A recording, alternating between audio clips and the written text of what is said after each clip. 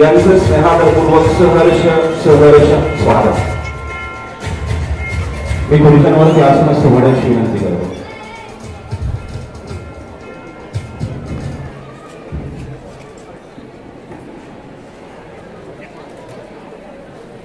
या विद्यालयाच्या प्रांगणात पुष्पवृष्टी करून एका माजी विद्यार्थ्यांच्या माध्यमातून साहेबांचं स्वागत या ठिकाणी झालं. सर्वांना विनंती, आपण कृपया खुर्च्यांवरती आसनस्थ व्हावं. नमस्कार. स्वागतम सुस्वागतम सुस्वागतम. आदरणीय व्यासपीठासमोर उपस्थित आजच्या कार्यक्रमाचे प्रमुख अतिथी माननीय नामदार श्री महेश दादा शिंदे साहेब, उपाध्यक्ष कृष्णा खोरे विकास महामंडळ महाराष्ट्र राज्य, कार्यक्रमाचे अध्यक्ष व आपल्या दी मॉडर्न एज्युकेशन सोसायटी कोरेगाव या संस्थेचे अध्यक्ष माननीय श्री किशोर बाबू वाचन, सन्माननीय संस्था पदाधिकारी, संस्था सदस्य, संस्थेच्या सर्व शाखांचे माजी विद्यार्थी, माजी शिक्षक, पत्रकार बंधू आणि या सोहळ्यास उपस्थित या सर्व विद्यालयांचे माजी विद्यार्थी. आज अनंत आमुची ध्येयासक्ती अनंत अनाशा असं ब्रीद असणाऱ्या दी मॉडर्न एज्युकेशन सोसायटीच्या सर्व शाखांमधील माजी विद्यार्थी व शिक्षक यांचा स्नेह मेळावा संपन्न होतो आहे. आजच्या मेळाव्यास उपस्थित सर्वांचे मी रेश्मा बर्गे आणि मी सुहास गोळत सर्वांचे सहर्ष स्वागत करतो. मित्र सरस्वती मां सरस्वती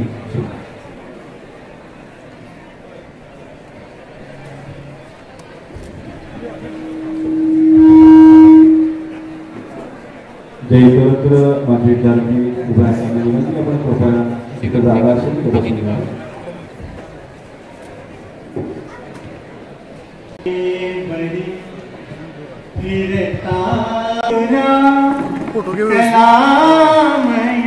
अंगुने संगीत जन्माने नवे संगीत जन्माने नवे जगता मतीची भंगई उनमें शकल पत्तरों उनमें बहरून मंजिरी बहरून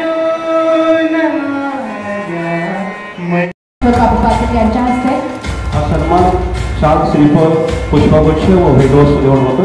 तसेच सरस्वती विद्यालयाचे कला शिक्षक श्री ढम सर यांच्या रंगाने कुंचल्याच्या माध्यमातून साकारलेले चित्र हे प्रमुख अतिथी माननीय नामदार महेश शिंदे साहेब यांना भेट म्हणून देण्यात येत आहे. एका सामान्य कुटुंबात काढलेले अभ्यासासोबतच शेती कामाची व व्यायामाच्या कुंचल्याच्या माध्यमातून साकारलेले अतिशय सुंदर असे चित्र आहे. सरस्वती विद्यालयाचे कला शिक्षक श्री राम सर यांनी साकारलेल्या जोरदार टाळ्या. धन्यवाद सर. यानंतर आजच्या कार्यक्रमाचे अध्यक्ष व दि मॉडर्न एज्युकेशन सोसायटी कोरेगावचे कुटुंब प्रमुख माननीय श्री किशोर बापू वासेल यांचा सन्मान होतो. हा सन्मान करण्याची विनंती करतो. आजच्या कार्यक्रमाचे प्रमुख अतिथी माननीय नामदार महेश दादा शिंदे साहेब. मित्रांनो, आदरणीय बापू हे सरस्वती विद्यालयाचे 1976 सालच्या बाळचे माजी विद्यार्थी आहेत. जोरदार काळ, नेतृत्व, कर्तृत्व, जबरदस्त आत्मविश्वास, प्रचंड जनसंपर्क, उत्तम नियोजन, दूरदृष्टी, महत्वाकांक्षा आणि कल्पक असणार असं हे व्यक्तिमत्व.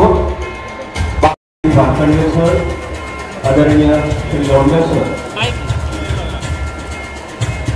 काळे मॅडम, श्रोत्रे मॅडम, आदरणीय निंबाळकर मॅडम या सोहळ्यात उपस्थित आहेत. आदरणीय श्री पुनावणे सर, माननीय संस्थेचे सर्व पदाधिकारी यांच्या हस्ते हा सन्मान या ठिकाणी होतो.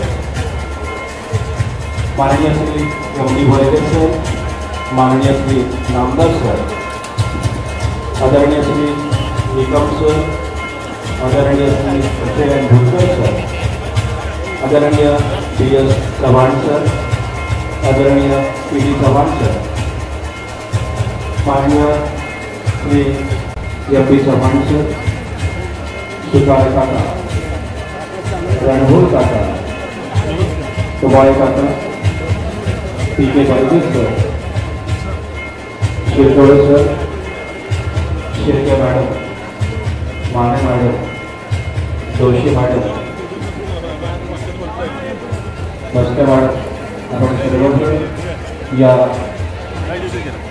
माझी विद्यार्थी स्नेह मेळाव्यात संस्थेचे विनंतीस माध्यमातून आपण या ठिकाणी उपस्थित आहात. मित्रांनो, ओंकाराने केले गुरुकर्य प्रकाश अज्ञानी तो ज्ञान दे गुरुकर्याचाच. आदरणीय सर, गुरुजनांचा सन्मान हा या ठिकाणी शाल, श्रीफळ आणि पुष्पगुच्छ देऊन संस्कार देण्याचे काम हे शाळा आणि शिक्षकच करणार, हे सर्वांना मान्य करावेच लागेल. सर्व माजी शिक्षकांना पुनश्च एकदा आदरणीय सर्व शिक्षकांना वंदन करते. संस्थेच्या सर्व पदाधिकाऱ्यांचा आभार.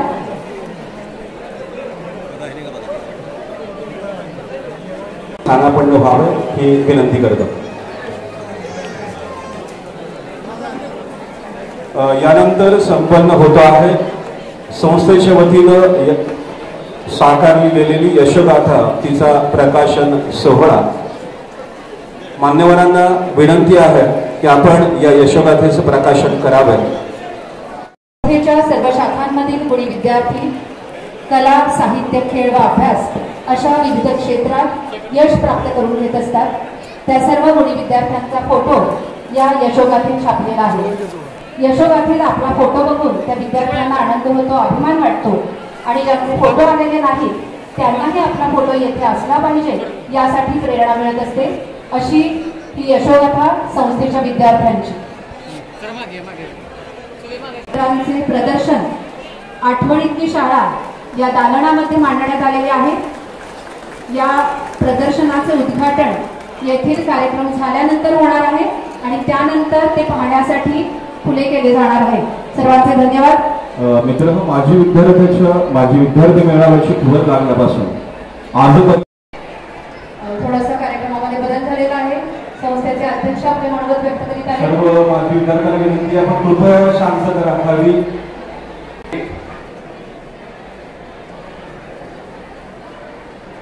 माजी विद्यार्थ्यांचा स्नेह मेळावा कार्यक्रम आयोजित केलेला आहे.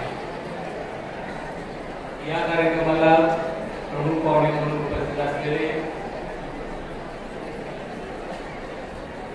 महाराष्ट्र कृष्णा खरे महामंडळाचे उपाध्यक्ष नामदार दादा शिंदे आहेत, ज्यांच्या सहकार्याने हा कार्यक्रम घडतोय ते आमच्या संस्थेचे उपाध्यक्ष आनंदभूषण शाह, संस्थेचे चेअरमन देवीचंद ओसवाल, सचिव रजनीकांत भंडारी, सहसचिव प्रेमजी पटेल, सरस्वती विद्यालयाचे chairman doctor Baba, Saraswati English मीडियमचे चेअरमन सुरेश कुलकर्णी, कांतीलाल मिल्टन भंडारी विद्यालयाचे चेअरमन बाळासाहेब उर्फ भाऊबाचर, शारदा विद्यालय कमिटीचे चेअरमन जगदीश शिवानी, इकुटी रघुनाथ दर्गादार गैरीवर उस्मान विद्यालयाचे चेअरमन ॲडव्होकेट सुभाष भंडारे,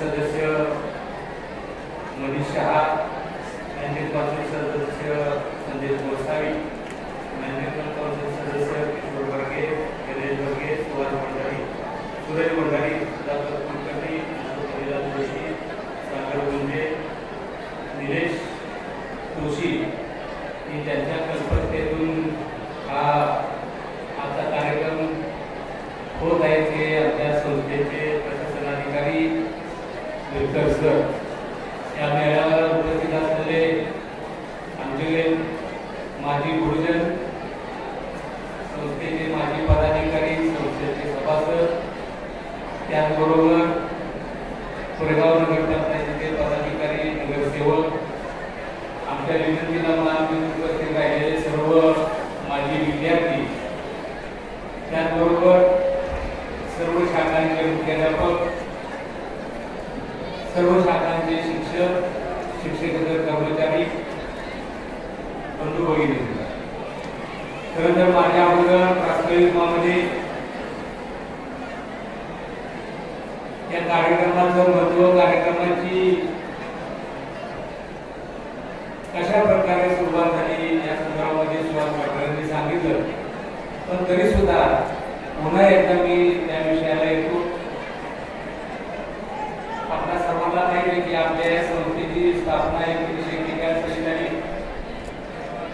आणि आप्पासाहेब कुलकर्णी यांच्या कल्पकतेतून आली. कैलासवासी विठ्ठलादेवगे यांच्या दानशूरपणातून संस्था उभी राहिली आणि उभी राहिल्यानंतर या संस्थेचं कामकाज चालू झालं. ते संस्थेचं कामकाज चालू होत असताना सुरुवातीच्या काळामध्ये आप्पासाहेब कुलकर्णी अध्यक्ष होते, त्याच्यानंतर रघुनाथ शिवराम गुंजे अध्यक्ष होते, त्याचबरोबर विनायक पांडुरंग वकील हे या ठिकाणी अध्यक्ष म्हणून काम केले. पुन्हा गजानन आनंद भंडारे या संस्थेचे अध्यक्ष झाले. पुन्हा देवजी केसिया, देवजी केशवजी मामिया या ठिकाणी अध्यक्ष झाले. त्याच्यानंतर शांतीलाल भंडारे या ठिकाणी अध्यक्ष झाले. पुन्हा एकदा जगन्नाथ गणपत गुंजे ते अध्यक्ष झाले. त्याच्यानंतर भास्करराव बर्गे या ठिकाणी अध्यक्ष झाले. त्याच्यानंतर जगतशेठ झांजुर्णे अध्यक्ष झाले. त्यानंतर नंदराम मोहनराव जव्हर अध्यक्ष झाले आणि गेली 11-12 वर्षे या ठिकाणी मला अध्यक्ष म्हणून काम करण्याची संधी मिळाली. खऱ्या अर्थाने माझ्या अगोदरच्या अध्यक्षांनी त्यांच्या पद्धतीने किंवा त्यांच्या प्रयत्नाने या संस्थेला एक चांगलं स्वरूप यावं, या संस्थेमध्ये चांगलं शिक्षण मिळावं यासाठी खूप मेहनत घेतली. परंतु हे सर्व करत असताना ज्या वेळेला मी या ठिकाणी अध्यक्ष म्हणून काम करायला सुरुवात केली त्यावेळेस मनामध्ये विषय आला की आपण शैक्षणिक काम केलं, शिक्षण झाले, आपण राजकारण करतो, परंतु ज्यांनी ही संस्था काढली म्हणून या संस्थेचं आपल्याला अध्यक्षपद मिळालं आणि अध्यक्षपद मिळून शैक्षणिक संस्थेमध्ये काम करण्याची संधी मिळाली. या उदात्त हेतूने या दोघांनी ही संस्था स्थापन केली की आपल्या परिसरातल्या विद्यार्थ्यांना एक चांगल्या प्रकारचं शिक्षण मिळावं, ग्रामीण भागातल्या विद्यार्थ्यांना चांगल्या प्रकारचं शिक्षण मिळावं आणि या परिसरातली विद्यार्थी गुणवंत व्हावे या दृष्टिकोनातून केली. आणि तेच हे सर्व करत असताना इतक्या वर्षानंतर सुद्धा प्रत्येक वेळेला आम्ही जर शिकवत होतो त्यावेळेला प्रत्येक वेळेला त्याची आठवण येत होती. परंतु मी अध्यक्ष झाल्यानंतर एक कल्पना मांडली की आपल्या सर्वांना माहिती आहे की त्यांचं कार्य काय आहे, त्यांनी संस्था आहे, पण येणाऱ्या पिढीला या दोघा महाविद्यालयाचं काम आपल्याला सांगितलं पाहिजे. त्या दृष्टिकोनातून आपण कृतज्ञता पंधरवडा चालू केला. मगाशी माझ्या अगोदरच्या वक्त्याने सांगितलं की या 15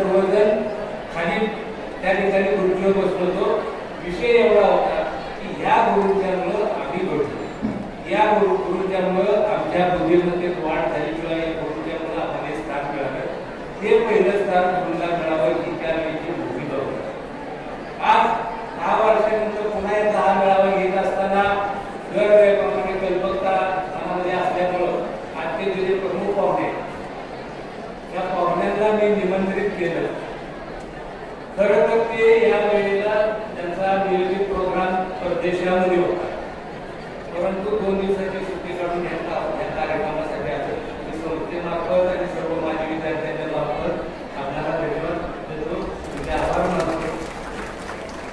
या ठिकाणी असं म्हटलं जातं की या संस्थेमध्ये 1941 साली स्थापना झाल्यापासून आजपर्यंत कधीही राजकारण आलेलं नाही किंवा या संस्थेचा राजकारण म्हणून कधीही तुम्ही उपयोग केला नाही.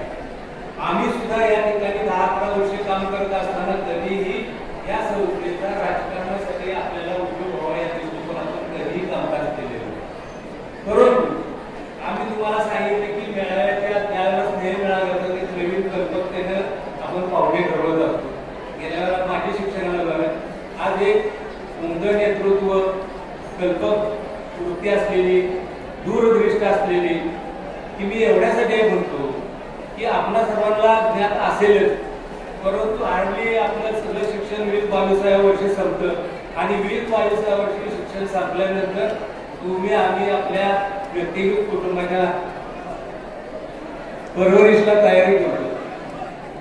परंतु या व्यक्तीने 22-23व्या वर्षी त्यांचा कारखाना चालू की ज्या काळामध्ये तुम्ही आम्ही पुन्हा बाकी सगळ्या विषयाला हात घालतो त्यावेळेला यांनी इथेनचा कारखाना उभा केला. इथेनचा कारखाना उभा केल्यानंतर पुन्हा जिल्हा परिषदेला निवडणूक लढवून निवडून आले. परंतु ज्या व्यक्तीच्या मनामध्ये उदात्त ध्येय असतं, ज्या व्यक्तीच्या मनामध्ये आपल्याला समाजासाठी काहीतरी करायचे, आपण समाजाचं देणं काहीतरी लागतं ही भूमिका असते, अशा माणसाला गप्प बसू वाटत नाही. आणि म्हणून त्यांनी त्या वेळेला जाणलं की जर आपल्याला समाजाची सेवा करायची, जर आपल्याला लोकांचा विकास करायचा तर आर्थिक स्थिती भक्कम असली पाहिजे. आणि म्हणून त्यानंतर 10 ते 11 वर्ष परदेशामध्ये जाऊन विविध प्रकारचे बिझनेस त्या ठिकाणी करून आर्थिक स्थिती मजबूत केली. आणि आर्थिक स्थिती मजबूत केल्यानंतर पुन्हा एकदा लोकांच्या सेवेसाठी या मतदारसंघातून आपली उमेदवारी जाहीर केली. मी तुम्हाला सांगतो की मी ज्या वेळेला यांना बोललो त्यावेळेला तुम्हाला सर्वांना माहिती आहे की माणूस कळायला लागल्यापासून जोपर्यंत आहे तोपर्यंत नवीन नवीन शिकतच असतो आणि कोणाचा तरी आदर्श डोळ्यासमोर आपण घेऊन वाटचाल करत असतो. आज सुद्धा या वयामध्ये आपल्या सगळ्यांच्या की आपण एका अशा व्यक्तीला आपल्या समोर आणलंय की ज्यानं 20-22 वर्षापूर्वी लोकसेवेचं व्रत हाती घेतलं. आणि आज तुम्हाला सर्व आपण तालुक्याची मंडळी माहिती आहे, या तालुक्यामध्ये गेल्या 100 वर्षामध्ये जो विकास झाला नाही ती ह्या गेल्या 5 वर्षामध्ये काय. आणि कोरेगावच्या बाबतीमध्ये जर बोलायचं झालं तर जशी ग्रामपंचायत स्थापन झाली त्यानंतर आजच्या इतका विकास कधीच झाला नाही. मला वाटतं 1200 कोटी रुपयाची कामं या ठिकाणी चालू आहे. आणि मग असं नेतृत्व, असे व्यक्तिमत्व आपल्या कार्यक्रमाला प्रमुख पाहुणा असावा आणि म्हणून आपण त्यांना निमंत्रित केलं. पुन्हा एकदा साहेब मी तुमचं मनापासून आभार मानतो की आमच्या मनातली इच्छा की आम्ही ज्या वेळेला कार्यक्रम आखतो त्यावेळेला एक नवीन कल्पना असते, त्यावेळेला सर्व बँकिंग काउन्सिल बसल्यानंतर मी विषय त्यांच्या पुढे मांडतो की आपल्याला या पद्धतीचे प्रमुख पाहुणे या ठिकाणी आपल्याला लाभावेत अशी इच्छा आहे. आणि म्हणून मी तिथूनच त्यांना फोन केला की साहेब 19 तारखेला आम्हाला वेळ द्या. आणि आमच्या विनंतीला मान देऊन या ठिकाणी ते उपस्थित राहिले. माझ्या अगोदर प्रास्ताविकामध्ये या ठिकाणी सुहास वाटरे यांनी या ठिकाणी आम्ही गेल्या 10-11 वर्षामध्ये ज्या ज्या योजना या ठिकाणी राबवल्या त्या संदर्भामध्ये आपल्याला या ठिकाणी त्यांनी सांगितलेलं आहे. परंतु या ठिकाणी या परिसराचा सर्व विकास झालेला आहे असं मला वाटत नाही. पण तुम्हाला वाटत असेल या वर्षी आपण दरवर्षी नवीन प्रोग्राम आखतो तसं यावर्षी आपण नवीन प्रोग्राम हाती घेतलेला आहे. समोर आपण या जी भिंत आहे शाळा खोले त्याच्यावरती 17,000 स्क्वेअर फूटचा आपण एक हॉल बांधतोय. आणि हॉल एवढ्यासाठी की त्या हॉलमध्ये इंडोर सर्व गेम होती, म्हणजे कबड्डी, खो खो, कुस्ती असेल, टेबल टेनिस असेल, हे सर्व त्या ठिकाणी आपण इंडोर गेमसाठी चालू करतोय. हे एवढ्यासाठी करतोय की आपल्याला सर्वांना माहिती आहे की हे जग बदलते आणि बदलत्या जगाबरोबर आमच्या संस्थेतला विद्यार्थी सुद्धा बदलला पाहिजे. आमच्या संस्थेतल्या विद्यार्थ्यांची सुद्धा मानसिकता जगाबरोबर बदलण्याची झाली पाहिजे. या भूमिकेतून हे सर्व करत असताना आपल्या सर्वांना माहिती आहे की मी म्हणतो सर्वजण म्हणतात की हे 21व्या शतक स्पर्धेचं युग आहे आणि स्पर्धेच्या युगामध्ये आपल्याला टिकायचं असेल तर आपली मानसिकता लहानपणापासूनच त्या प्रकारची झाली पाहिजे. ही भूमिका ही वृत्ती मनामध्ये घेऊन आम्ही आजपर्यंत ह्या सर्व योजना राबवत आहे. त्यातलं एकच छोटंसं उदाहरण सांगतो. साधारण हार्डली 1999-2000 मोबाईल चालू आहे. त्याला मोबाईलची किंमत होती 70,000, 50,000, 30,000. आज जर आपण पाहिलं तर 1,000-1,500 मोबाईल आणि कुणाकडे मोबाईल नाही. शेतमजूर असू द्या, उद्योगपती असू द्या आणि कुणी असू द्या, व्यावसायिक असू द्या, डॉक्टर. आज या ठिकाणी या 2024ला तुमच्या आपल्या शरीरात जेवढे अवयव आहेत तेवढा एक अवयव वाढलाय तो म्हणजे मोबाईल. त्यातले जे काही माणसाने सांगायचं मला किंवा काही विद्यार्थ्यांनी सांगायचं की मोबाईल शिवाय आपण जगू शकतो का. पूर्वी माणसं बाहेर त्यावेळेला गावाला वगैरे कुठे जायचे त्यावेळेला पाकिट खिशामध्ये आहेत का बघायचं, महिला बस खिशामध्ये आहेत का बघायचं. आता आवडायचं सोडून मोबाईलला पहिल्यांदा मोबाईल असल्याशिवाय कोण जाते का बाहेर, कुणी जात नाही. हीच परिस्थिती येणाऱ्या भविष्यामध्ये 15-20 वर्षाच्या कालामध्ये संपूर्ण जगामध्ये किंवा आपल्या महाराष्ट्रामध्ये रोबोटिक यंत्रणा राहतात. त्याची सुरुवात आता मुंबई पुण्याला झाली आणि संस्थेचं आपला विद्यार्थी खरं तर रोबोटिकचा अभ्यासक्रम 10वी नंतर चालू होतो. परंतु या संस्थेने Saraswati English medium, Shantilal Wilson Bhandari विद्यालय आणि सरस्वतीमध्ये गेल्या वर्षी 3 रोबोटिक लॅब तयार केले. की आज आपला पहिलीचा विद्यार्थी सुद्धा सांगू शकतो की रोबोटिक काय आहे आणि रोबोटिकचं भविष्य काय असेल हा पहिलीचा विद्यार्थी सांगू शकतो. अशा दृष्टिकोनातून या मोठी संस्था काम करते. उद्देश एवढाच. तुम्ही आता गेल्या 15 दिवसापासून मला वाटतं 1 तारखेपासून AI शिक्षण प्रणाली चालू आहे. AI शिक्षण प्रणाली काय माहिती आहे का? AI शिक्षण प्रणाली मी काही फळांवर सांगणार नाही तर माझ्या साहेबांना बोलायचे तर ज्यांना माहिती आहे त्यांनी समजून घ्या. परंतु त्या सुधार प्रणालीमध्ये की त्या सुधार ज्या वेळेला सुधारणा होईल त्यावेळेला या संस्थेचा विद्यार्थी त्याच्यासाठी तयार असेल एवढं त्या स्नेह मिळाल्याच्या निमित्ताने असतात. या प्रकारचं पुन्हा अनेक उपक्रम या ठिकाणी आम्ही करतो. आज मला वाटते महाराष्ट्रातल्या कुठल्याही शाळेमध्ये संस्थेमध्ये नसेल परंतु 10वीला जो पहिला विद्यार्थी त्याला 50,000 रुपये देतो. 10वीला दुसरा नंबरी त्याला 35,000 बक्षीस असतं आणि या वेळेला तिसरा नंबरी त्याला 20,000. पहिल्याचा मला अभिमान वाटतो की पहिल्यांदा पिंपरी या गावाची संकल्पना मांडली आणि त्याच्यानंतर या सरस्वती. हळूहळू आम्ही एकंदे सरस्वती इंग्लिश मीडियम आणि आझादपूर विद्यालयामध्ये सुद्धा ही संकल्पना राबवत आहे. उद्देश एकच. स्पर्धेचं युग आहे ना, तर स्पर्धेच्या युगामध्ये आमचा विद्यार्थी गेला. भावना एकच. या संस्थेमध्ये त्यांनी प्रवेश घेतला त्या आई वाटत त्या विद्यार्थ्यांनी प्रवेश घेतला त्या विद्यार्थ्याला असं कुठलंही वाटू नये की मला या जगात असणाऱ्या त्या संस्थेच्या माध्यमातून या शाळेत मला मिळालं नाही आणि पालकांना सुद्धा कधी वाटतं कामा नये की मी माझ्या विद्यार्थ्याला मी माझ्या मुलाला खऱ्या अर्थाने चांगल्या संस्थेमध्ये टाकले संस्था दिली नाही असं वाटतो. अशा पद्धतीचं काम आम्ही सर्वजण या संदर्भामध्ये अनेक या ठिकाणी अनेक बोलता येईल परंतु तुम्हा सर्व विद्यार्थ्यांना या ठिकाणी बोलवले एवढ्यासाठी की आपल्याला संस्थेची प्रगती कशी चालली ही कळावी. त्याच पद्धतीनं स्थापन झालेल्या दिवसापासूनचे दरवर्षीचे विद्यार्थी या ठिकाणी यावे त्यांचं गेट टुगेदर व्हावं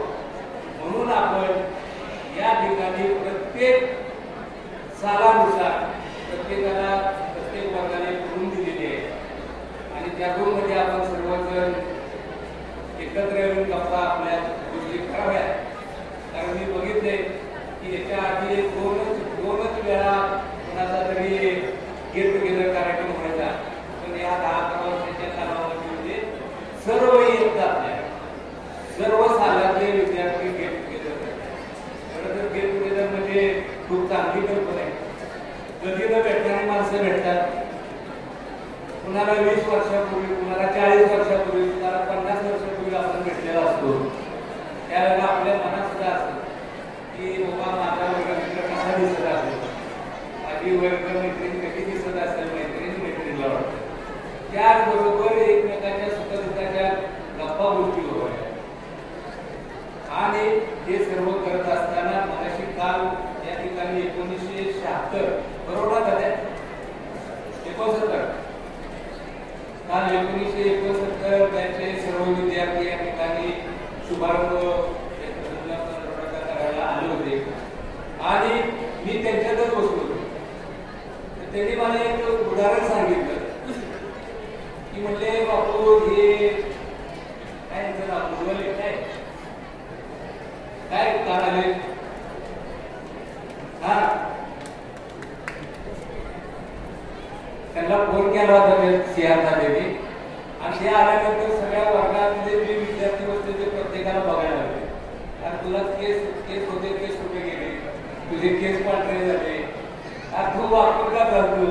ती सगळ्या ऐकल्यानंतर मला त्या ठिकाणी खूप आनंद झाला. पण एक कार्यक्रम राबवतोय तर त्याचबरोबर अशी बी जाणीव झाली की ज्या वेळेला 1969 बॅचच्या विद्यार्थ्यांशी बोलत होतो त्यावेळेला म्हणजे की आता इथनं पुढचा स्नेह मेळावा कधी घेणार आहे. तुला आपण तर 10 वर्षाने घेतो. आम्ही किती जण असतो, किती जण नसतो, आम्हाला बरं झालं तुझ्या निमित्तानं आम्हाला गाठी आमच्या पडल्या की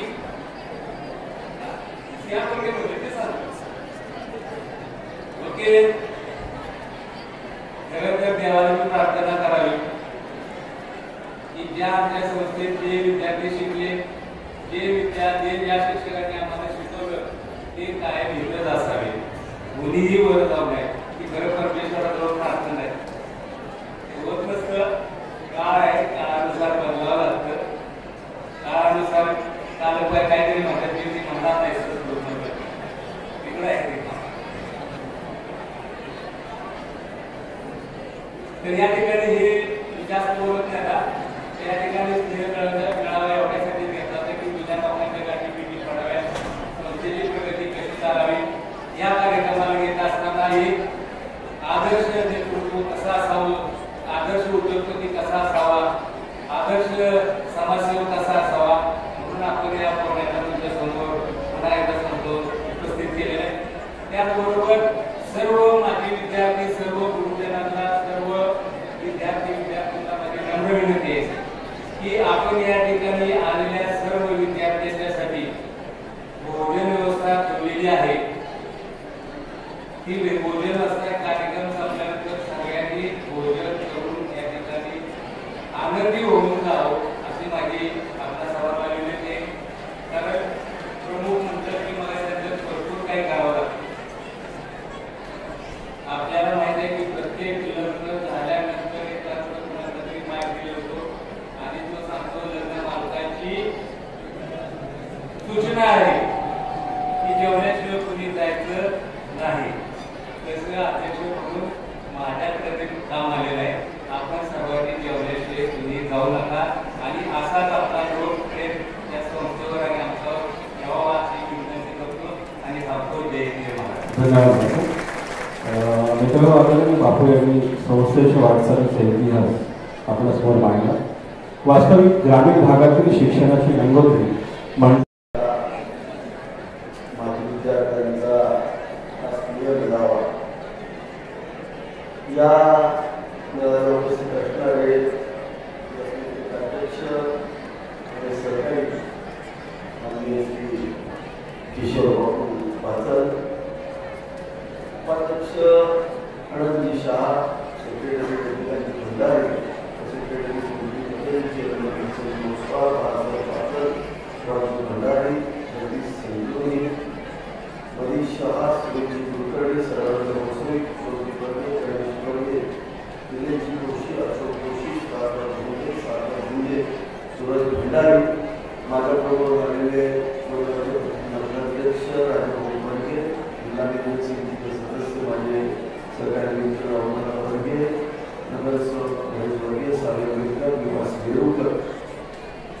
या गावातील सर्वच मान्यवर, संस्थेचे प्रमुख पदाधिकारी, या संस्थेचे मुख्याध्यापक, सर्व त्यांचे सरकारी शिक्षक, या संस्थेचे सर्व माजी विद्यार्थी आणि ज्यांना आपलं हे काय ऐकायची बाबा इच्छा नाही, फक्त मित्रांना भेटायला आलेले सगळे आपले तरुण माजी विद्यार्थी. खरं तर त्यांची काही कोणाची इच्छा ऐकायची नाही, पण आपल्याला आपला शो चालू ठेवावा, कारण आपल्याला जबाबदारी पूर्ण करायचंय आपल्याला.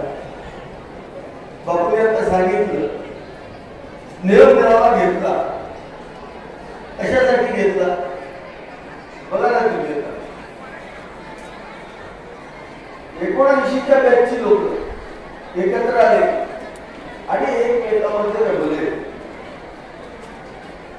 ज्या वयामध्ये मुलं विचारत नाही, मुलांना बोलायला वेळ नसतो, सुनांना बोलायला वेळ नसतो, त्या वयामध्ये मित्र भेटले तर त्याच्यामधून मिळणारा जो आधार असतो, मानसिकता असते, त्या आयुष्यामध्ये पुढे येणारे असते. तुमच्या आणि तुमच्या सर्वांचे खूप आभार. खूप सुंदर कार्यक्रम तुम्ही आज या ठिकाणी घेतला. खरं तर मला तुम्ही म्हणून पाहुणे म्हणून बोलवलं, आपण सांगितलं, मी येणार शब्द दिला, आलो. परंतु येण्यामागचा माझा पण एक उद्देश आहे. आज कोरेगाव आणि कोरेगाव परिसर कसा बदलतो तुम्ही पाहता. पूर्वीचं कोरेगाव बापूंनी सांगितलं त्या पद्धतीचं ना आत्ताचं. आम्ही फक्त भौतिक सुविधामध्ये बदलू शकतो. परंतु एक लक्षात घ्या, त्याचे संस्थापक अप्पासाहेब कुलकर्णी आणि तात्या बर्गेंनी हे कोरेगाव 1940 साली बदलायचा विचार केला आणि ते बदललेलं कोरेगाव वैचारिकदृष्ट्या तिथं सुरू होतं. 1940 साली त्याची मोठ आपण भौतिक दृष्ट्या बदलतो, त्याला पण काहीतरी कालावधी लागणार. आमची जबाबदारी भौतिक दृष्ट्या बदलायची आहे, तरी सामाजिक दृष्ट्या बदलतो. माझ्या विद्यार्थ्यांनी या ठिकाणी बऱ्याच गोष्टी सांगितल्या. सुभाष भंडारीजींनी संस्थेचे उद्दिष्ट सांगितले. चांगल्या पद्धतीचं काम या संस्थेचं या ठिकाणी चालू आहे. परंतु एखादी संस्था, आता आम्ही उद्घाटनाला बोललो की जातो, उद्घाटनाला गेल्यानंतर खिट कापली, पुढच्या वेळेला 6 महिन्यानंतर निमंत्रण येतं, त्याच काळामध्ये दुसरं उद्घाटन करायचं मला नशिबात येतं. त्यावेळेला आम्हाला वाटतं बहुतेक आपल्याला बोलून बहुतेक त्याचं काम आधी त्याचं घडलेलं दिसतंय. त्यामुळे बघा मी कधी कापत बसत नाही. आपल्या हातून म्हणतात ना, एखाद्या जर कापलं 7 महिन्यात बंद झालं की ते काय म्हणणार, ह्याला बोलवलं चुकलं. म्हणजे कधी नारळ उघडत नाही फिरतो का डोक्याला. पण तुम्ही विचार करा, एका विचारानं चालू केलेली संस्था. आपण एखादं दुकान चालू केलं तर अर्थार्जनासाठी करतो. माझं कुटुंब चांगलं चाललं पाहिजे, माझं नीट झालं पाहिजे, माझं व्यवस्थित झालं पाहिजे. परंतु समाजाचं नीट झालं पाहिजे, समाजाचं हित जपलं पाहिजे, सामान्य जनतेला ताकद दिली पाहिजे, या दृष्टीनं झालेली संस्था.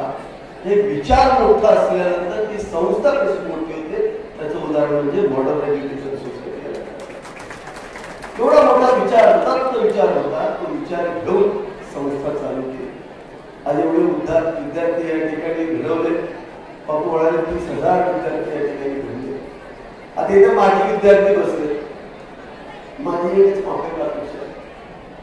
आता आपण 2 वर्षामध्ये मला वाटतं कोरेगावचं कुठलंच काम शिल्लक ठेवत नाही.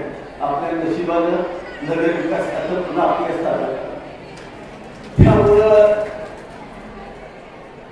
शिंदे साहेबांचा फोन झाला होता का, आता शंभर देसाईचा फोन आला. मला विचारलं किती कामं पाहिजे तेवढी घेऊन जा. बघा मी एक मिळवून नशिबान असं आहे की फडणवीस साहेब काम देते आणि शिंदे साहेब काम. त्यामुळं कोरेगावचं मात्र भलं होतं हे 100%. पण पैसे आणून भलं होणार नाही. आपण कॉन्क्रीटचे रस्ते करू, दिसायला सुंदर शहर करू, पण सुसंस्कृत शहर घडवायचं काम हे माजी विद्यार्थ्यांनी करावं एवढी माझी तुम्हाला विनंती आहे. आता मी बापूंनी सांगितलं की मी युरोपमध्ये होतो, बऱ्याच शहराचे महापौर माझ्या बरोबर होतो.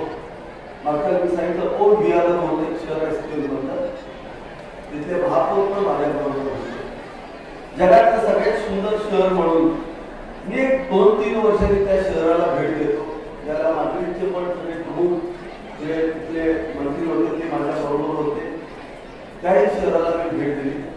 अत्यंत सुंदर अशी शहरं बसवलेली, पण नुसती शहरं नाही बसवलेली, तर त्या ठिकाणी सांस्कृतिक पणा पण जपण्यासाठी त्यांनी कम्युनिटीज तयार केलेल्या आहेत. त्या कम्युनिटी कशा तयार केल्या, तर त्या त्या बॅचचे विद्यार्थी त्या त्या शाळेचे विद्यार्थी एकत्र येतात आणि ते ठरवतात ते या वेळेला नाटक स्पर्धा गावात घ्यायची आणि आमच्या बॅचनी एक नाटक बसवायचं, दुसऱ्या बॅचनी दुसरं नाटक बसवायचं आणि मग त्यांच्या नाट्य स्पर्धा सुरू होतात, गाण्याच्या स्पर्धा सुरू होतात.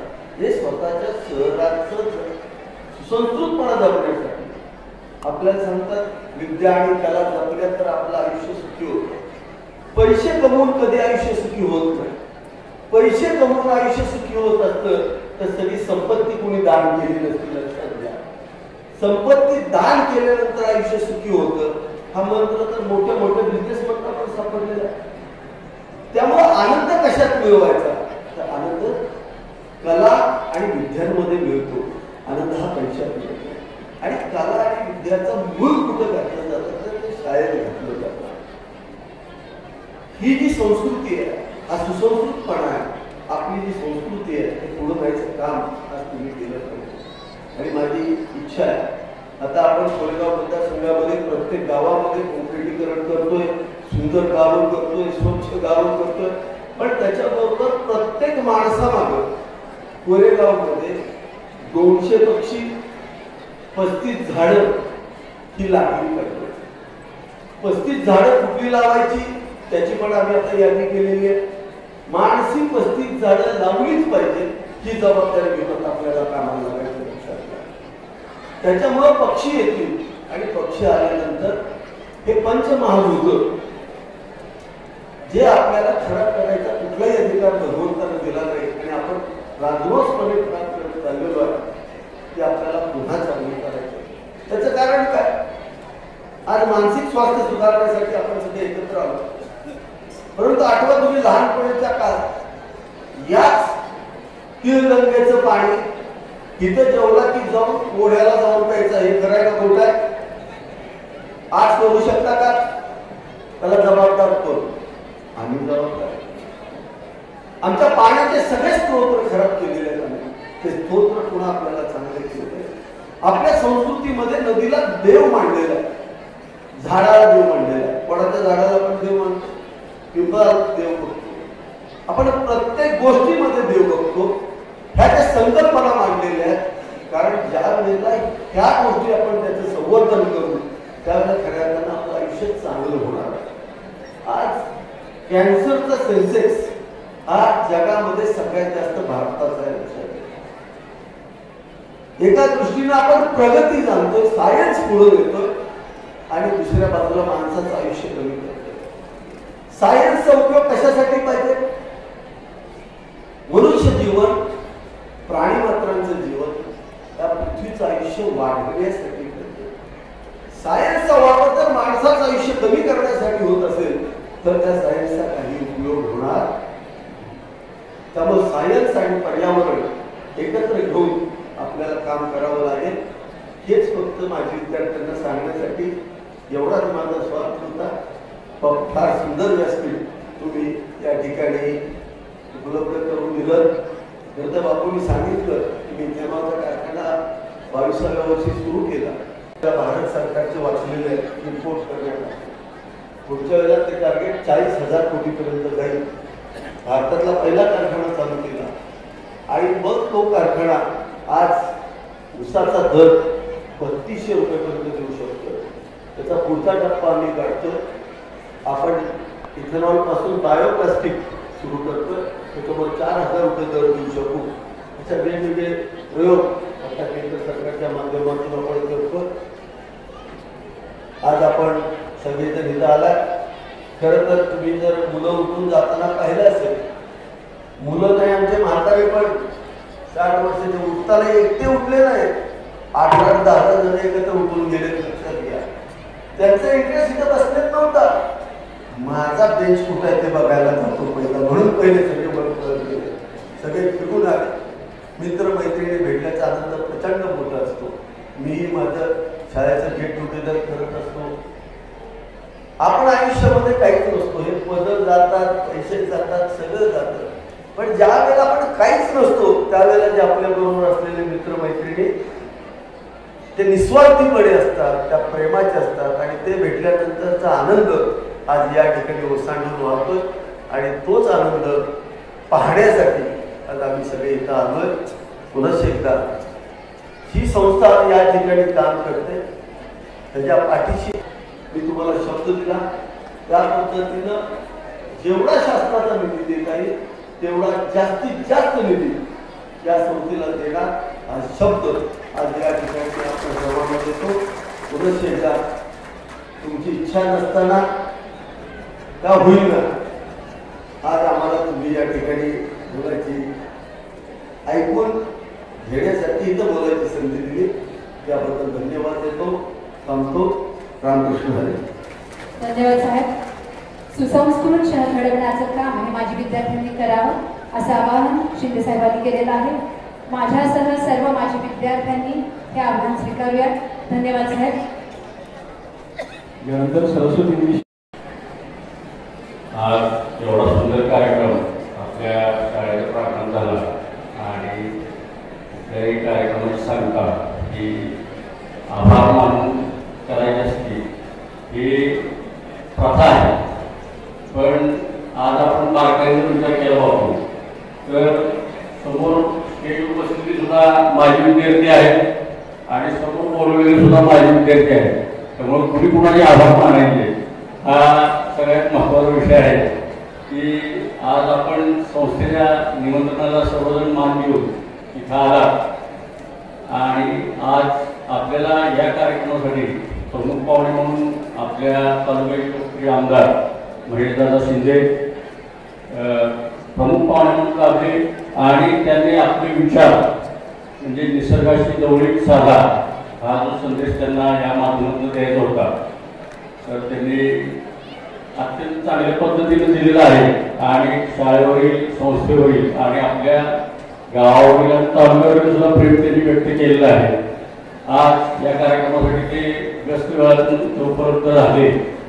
तसेच संस्थेचे अध्यक्ष किशोरबापू पाचल यांच्या कल्पकतेतून हा अत्यंत खूप चांगल्या पद्धतीने कार्यक्रम या कार्यक्रमाची तयारी जवळजवळ गेली महिनाभर आम्ही सर्व करत आहोत. चांगल्या पद्धतीनं प्रतिसाद मिळाला त्या कार्यक्रमाला. आपण सर्वजण इथे उपस्थित राहिला.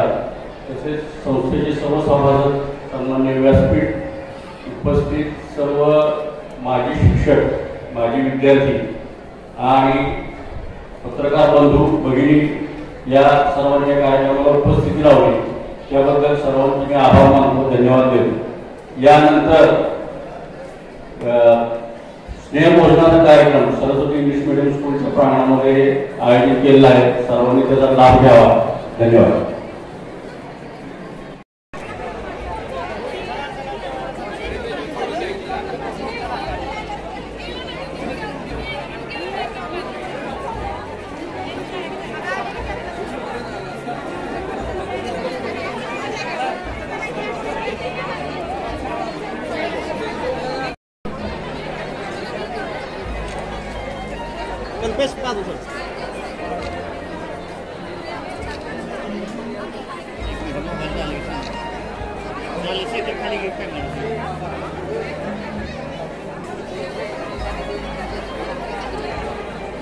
एक मिनिट थांबा. इकडे बघा.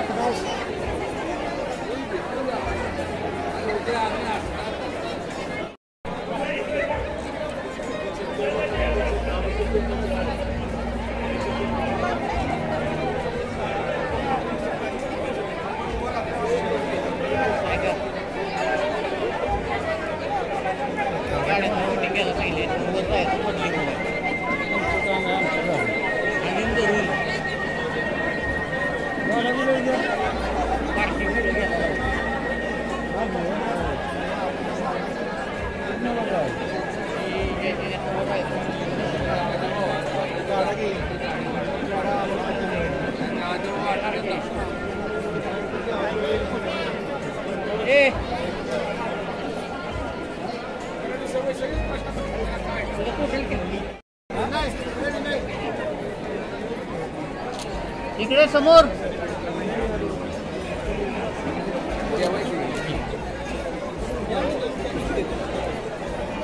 आलेत का सगळे?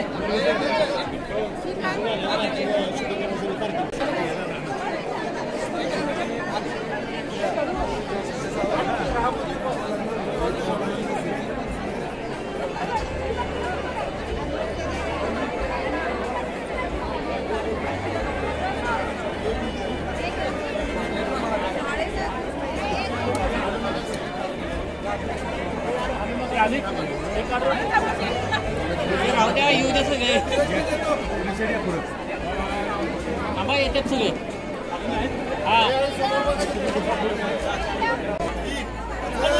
हा इथे समोर वर काय तरी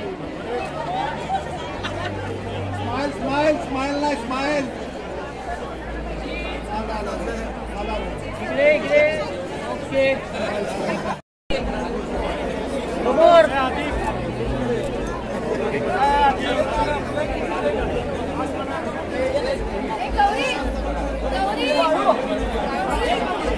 हा इकडे समोर.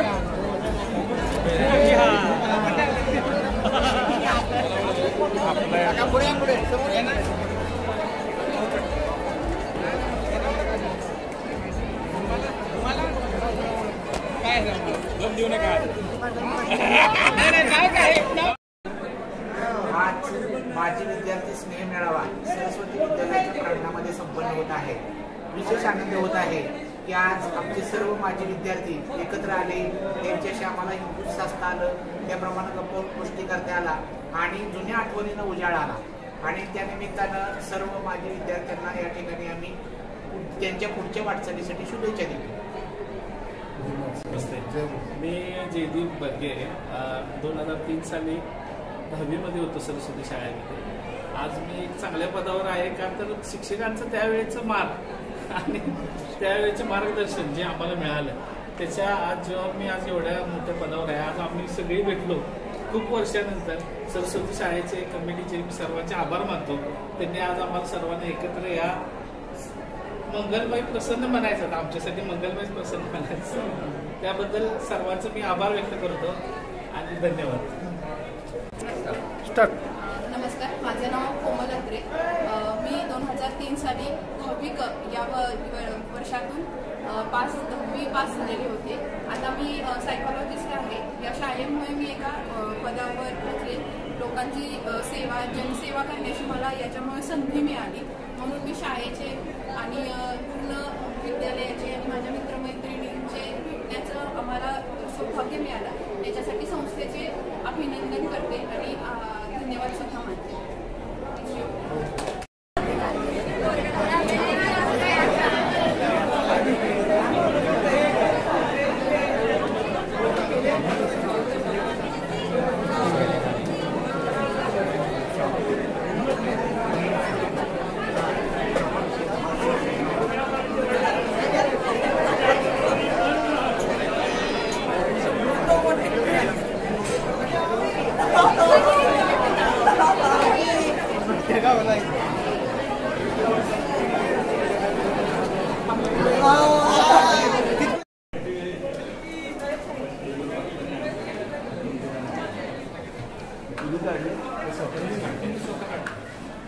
Dam